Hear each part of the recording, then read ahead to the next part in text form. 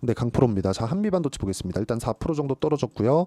떨어지는 과정에서 보면 삼성전자가 올라옵니다. 하이닉스가 지금 HBM으로 독점적인 지위를 누리고 있죠. 그런 부분이 지금 삼성전자의 행보를 보면 약간 좀 깨질 수도 있는 거 아닌가? 그런 부분에 대한 내용이 작용을 하고 있습니다. 자, 무슨 얘기냐면 삼성전자는 지금 HBM을 납품하지 못하고 있습니다. 하고는 있는데 가장 메인인 엔비디아 쪽으로는 못 들어가고 있어요. 아직까지 퀄테스트 제품에 대한 그 퀄리티를 맞추지 못했기 때문에 그렇습니다. 그럼 우리가 이 과정에서 뭘 봐야 되는지 그 내용을 가지고 이야기를 드릴 겁니다. 첫 번째, 한미 반도체는 지금 하이닉스와 결이 같다. 즉 독점적인 지위를 같이 누리고 있다. 그래서 그것에 대한 프리미엄을 받아서 지금 시가총액이 15조까지 올라온 거다. 원래 한 1조에서 2조 사이였던 주가가 지금 15조 정도까지 올라왔고 고가 따지면 거의 한 20조 가까이 되기 때문에 15조에서 20% 더하면 한 18조 정도 되니까 한 10% 정도 더 올라가면 20조 정도 되는 거잖아요. 독점적인 지위를 가지고 있다. 그것과 비례해서 실적을 보면 실제 그렇게 좋아진 것은 아닙니다. 그런데 이렇게까지 주가가 올라왔다는 건 주가는 미래 가치를 반영한다는 게 너무 명확하게 우리가 볼 수 있는 부분인 거예요. 그러면 이 구간에서 왜 삼성전자가 올라오는 게 악재가 될까요? 지금까지 이런 정도의 그 프리미엄을 받고 있었던 독점적 지위가 깨질 수 있기 때문에 그렇습니다. 그럼 만약에 독점적 지위가 깨지면 이게 나쁜 건가? 여기까지는 나쁜데 나머지는 다 괜찮다. 그게 아직까지 본질이 흐트러지지 않은 이유입니다. 그 본질은 뭐겠습니까? 시장 규모가 훨씬 더 커질 수 있다는 거죠. 앞으로 우리가 HBM을 우리가 사용하는 PC에서도 사용하게 될 겁니다. 물론 시간은 좀 지나야겠지만 근데 그 시간이 지나야 되는 것들이 주가가 상승하는 원동력이 되는 거예요. 일반 지금 서버향 쪽 AI 서버 쪽으로 들어가는 이쪽에 대한 물량만 생각을 하는데 물론 이쪽이 메인으로 잡고 가는 거죠. 근데 이런 부분이 확대됐을 때는 어쩔 수 없이 삼성과의 경쟁을 해야 되고 삼성이 올라오고 있다는 것 자체가 메모리 반도체 시장을 한국에서 잡고 있다는 것이기 때문에 그렇죠. 아무리 그래도 하이닉스보다는 삼성전자에 대한 그 물량이 훨씬 더 많습니다. 삼성전자에서 한번 기침하면 메모리 반도체의 뭐 가격대가 뭐 크게 바뀌거나 이런 것들도 다 그 물량 싸움 때문에 그렇습니다. 근데 그런 부분이 언제고 나올 거였다. 근데 지금 구간에서 이미 한 달 정도의 조정을 받고 있는 그런 구간에서 나오고 있다는 점, 이런 부분은 먼저 맞아야 될 매를 맞고 있다고 보시면 됩니다. 근데 만약에 이 구간에서 만약에요, 뭐 삼성전자가 안 올라오고 개별적으로 빠지잖아요. 그러면 HBM에 대한 수요 문제, 뭐 수요 둔화 문제, 그리고 반도체에 대한 뭐 그런 수요 문제, 수요 둔화 문제 이런 부분들이 있다는 것인데 그런 부분이 아닌 거죠. 삼성전자 올라오고 하이닉스가 빠진다는 건 그렇죠. 그러면서 한미반도체도 빠진다는 건 HBM 시장 규모 그리고 AI 반도체에 대한 뭐 수요에 대한 문제 이런 문제는 전혀 없다는 겁니다. 그럼 이 구간에 맞춰서 우리가 봐야 될 건 어느 정도까지 조정을 받고 어떻게 타점을 잡는지가 중요한 거지. 이 구간에서 와 이거 팔아야 되나 이거 독점 깨지면 이제 끝 아닌가. 그건 아니라는 거죠. 삼성전자에서 못할 거라고 생각하는 사람은 없을 거라고 생각을 합니다. 삼성전자에서도 하죠. 근데 지금도 많이 늦었죠. 그렇기 때문에 앞으로 무언가 이 준비될 만한 내용들이 있을 겁니다. 뭐 그런 과정에서 한미 반도체와의 뭐 협업도 있고 뭐 장비를 받아가지고 오는 것도 있고 이런 부분들이 앞으로 계속해서 발전을 해 나갈 거예요. 그런 게 중요한 거지. 지금 당장 뭐 빠졌는데 뭐 내가 고가에 매수해서 어렵다 이런 부분을 생각하지 말라는 겁니다. 기본적으로 주가는 미래 가치를 반영하는 과정을 꾸준하게 유지하고 있는가를 체크를 하고 내가 그 구간에서 어떻게 매수를 하는지가 중요한 거지. 여기에 맞춰서 뭐 당장 뭐 매도하고 뭐 이런 부분을 만들지 말라고 제가 이야기를 드리는 겁니다. 그리고 이런 과정에서 타점을 정확히 잡았을 때만 내가 꾸준하게 수익이 가능하다. 예를 들어서 그런 겁니다. 최근에는 제가 매매 종목이 너무 없어요. 지금 시장에서 매매할 종목이 거의 없다시피 할 정도의 시장 상황인데 원래 삼성전자가 올라갈 때는 그렇습니다. 그리고 삼성전자가 올라갈 때는 어느 정도 조금 시장에 대한 가격 부담이나 그런 부분이 생기는 좀 그런 상황이기 때문에 이런 경우가 항상 있어 왔습니다. 뭐 4월달, 3월달 뭐 삼성전자가 올라갈 때도 마찬가지였어요. 근데 그 구간에 내가 어떻게 매매를 했는지 그걸 보여드리려고 하는 겁니다. 예를 들어서 여기 반도체 종목군을 보더라도 DI 보세요. 매수, 매수, 매수. 그쵸? 계속해서 수익이 발생하죠. 25%, 14%쭉 내려서 보면 26, 22, 18 이런 정도의 상황이 벌어진다는 거죠. 근데 내가 언제 매수했는지 그리고 중간중간에 내가 어디서 보유를 했고 어디서는 보유하지 않았는지 그리고 내가 팔고 나서 그냥 바로 떨어졌는지 아니면 추세를 유지했는지 요걸 보고 다음 매매 타점을 잡는 겁니다. 이런 과정에서 떨어지는 부분 있어요. 있는데 그런 부분을 내가 어떤 관점에 의해서 이겨내고 딛고 나갈 것인지 그 내용에 대해서 보여드리는 겁니다.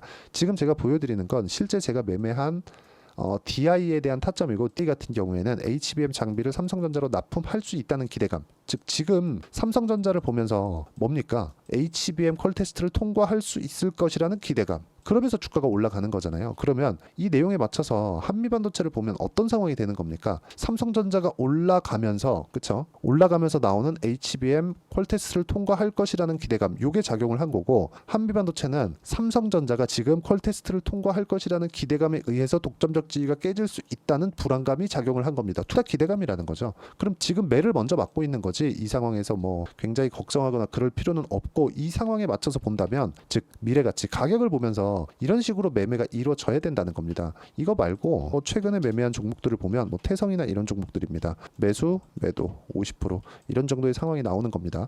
최근에는 제가 매매를 최대한 자제하고 있습니다. 한 직전 일주일 정도, 요 정도인데 종목이 없습니다. 매매할 수 있는 종목군들이 제가 장기 보유하는 것도 아니고, 저는 그냥 2주 정도 딱 보유하고 매도하는, 흔히 얘기하는 스윙급의 투자를 선언을 합니다. 굳이 단타를 하거나 그러려고 일부러 노력하진 않아요. 있으면 하겠지만. 근데 이런 과정에서 어떤 매매를 하든 간에 단타 종목이든 스윙 종목이든 내가 어떤 식으로 보유하는 그 보유의 관점이든 간에 내가 보는 건 철저하게 미래 가치를 반영하는 주식시장의 특성을 보자. 그리고 그런 특성을 보고 내가 가격에 대해서 이해를 했을 때 이런 정도의 수익 구간을 만들어낼 수 있다. 그리고 이런 부분은 제가 여기 소통방에서 공유를 해드리고 있습니다.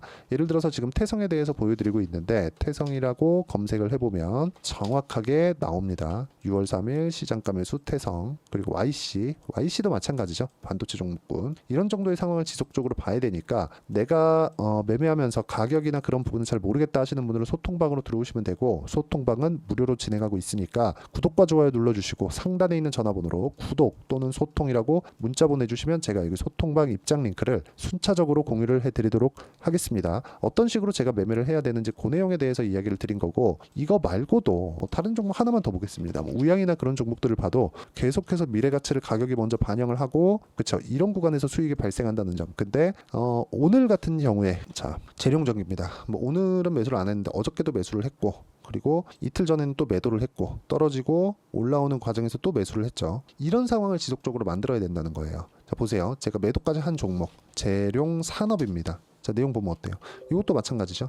34%. 이런 상황을 지속적으로 만들어야 되고, 재룡산업 같은 경우에도 재룡산업 검색을 해보면 이렇게 6월 21일 시장가 매수 재룡산업 이런 식으로 발생을 한다. 이쪽 구간이죠. 오늘은 어느 정도 반등이 나오고 있지만 재룡산업 같은 경우에도 곧 매도가 나올 겁니다. 근데 이렇게 매매하는 구조 자체가 앞으로 좋아지는 내용을 담고 있기 때문에 그렇다. 그러면 지금 조정을 받고 있는 한미반도체와 같은 경우는 어떤 상황이라고 제가 말씀드리는 겁니까? 삼성전자가 올라오는 과정에서 독점적 지위가 깨질 수 있다는 불안감이 존재를 하지만, 삼성전자에서 못할 거라고 생각하는 사람은 없잖아요. 지금 늦게 조금 상황이 발생하고 있을 뿐이지, 그런 부분을 먼저 매를 맞고 있는 그런 상황이 벌어지고 있는 거라서, 지금 나오는 조정은 그냥 먼저 맞아야 될 매를 먼저 맞고 있다, 그렇게 보시면 됩니다. 다른 특이점이나 그런 부분이 있는 건 아니에요. 단 이 구간에서 내가 어떻게 매매를 해야 될지 그 기술적인 내용에 대해서 이야기를 드리는 거고, 그 내용을 여기 소통방에서 다 공유를 해드리고, 한미반도체에 대한 실시간 타점을 포함해서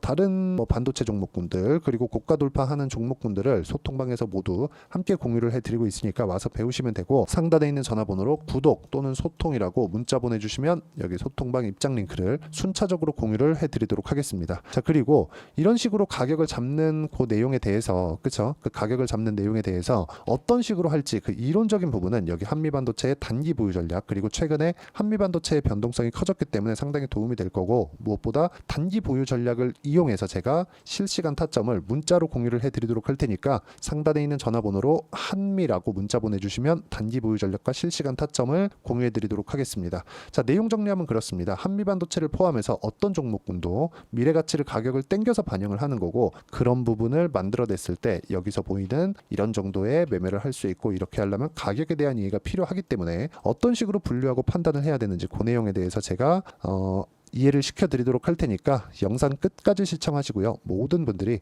성공 투자하셨으면 참 좋겠습니다. 자, 24년도가 돼서도 시장은 여전히 어렵습니다. 자, 근데 시장은 항상 어려울 거예요. 앞으로도 계속해서 어려워질 겁니다. 자, 근데 제가 매월 대시세 종목을 구독자분들에게 공개를 합니다. 자, 내용을 보면 12월 달에 실제 공개를 했었던 강프로의 대시세 종목에 대한 내용인데, 대기업을 상대로 안정적인 매출 구조를 가지고 있고요. 그리고 현재 주요 거래처는 삼성전자, 인텔, 하이닉스, TSMC, 해외에 반도체 관련된 기업이라는 걸 알 수 있죠. 그만큼 1월 달에 제가 보고 있었던 종목은 반도체 관련주라는 걸 알 수 있습니다. 공개를 해드리면 이 내용입니다. 여기 어보브 반도체, 그쵸? 실제 제가 거래한 내용을 공개를 한 거고요. 수익에 대한 크기를 보면 공략한 시점, 제가 가격대를 함께 공개를 해드렸는데 공략한 시점부터 21%의 수익 마감이 된 것을 확인해 볼 수가 있습니다. 자, 근데 지금도 마찬가지입니다. 지금은 어떤 이슈가 있을까요? 2월 달에 발표한다는 기업 밸류업 프로그램이 있죠. 근데 그걸로 인해서 지금 2월 달에 발표한다고 이야기가 나온 상황이고요. 무엇보다 우리가 생각해야 될 내용은 한 가지입니다.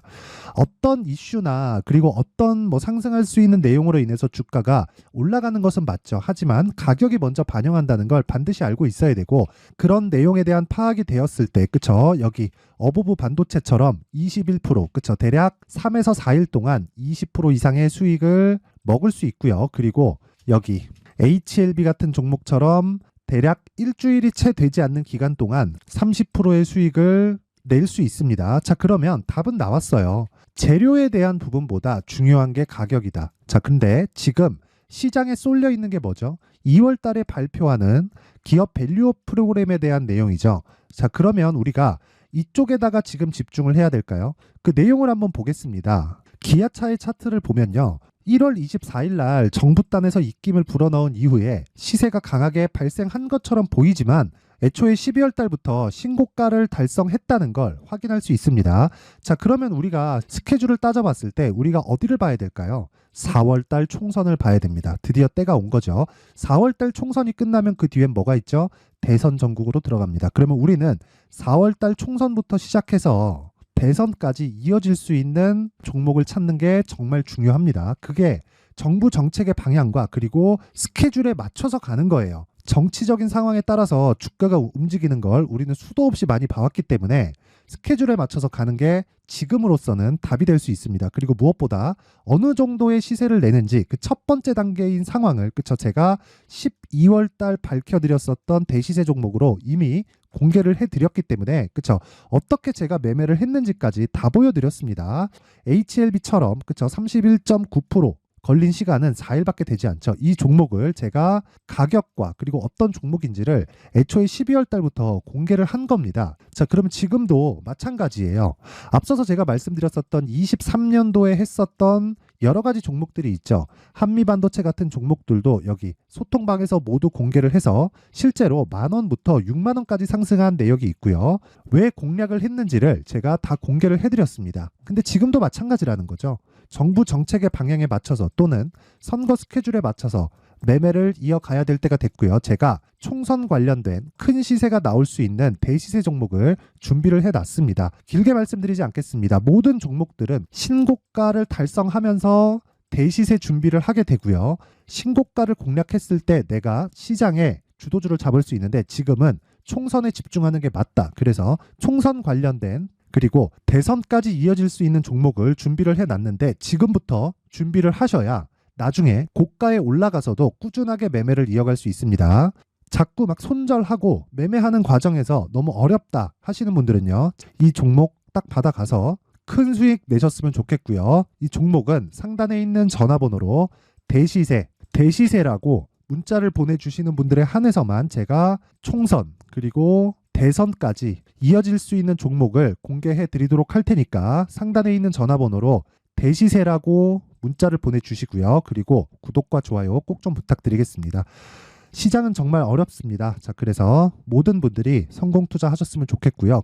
기본적으로 가격에 대한 파악을 하면서 큰 수익을 내셨으면 좋겠습니다.